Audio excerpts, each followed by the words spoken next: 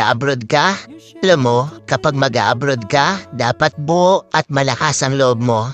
Dahil kung hindi rin dang buo at malakas ang loob mo, huwag mo nang ipagpatuloy pa. Kapag nang ibang bansa ka, dapat kaya mong lahat dahil marami kang kalaban doon sa pupuntahan mo. Nariyan ang lungkot dahil mapapalayo ka sa pamilya mo. Isa yan sa pinakamalakas na kalaban na pwedeng umatake sa'yo. Nariyan din ang takot.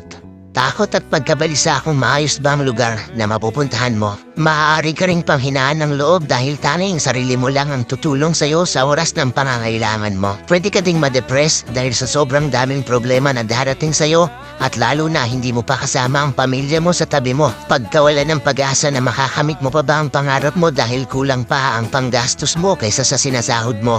At marami pang iba. Ilan lang yan sa maaari mong maranasan kapag nang ibang bansa ka. Pero dapat kapag nag-abroad ka, kaya mong magtiis at magsakripisyo para sa pangarap mo. Kaya mong indahin ang lahat ng lungkot para sa pamilya mo.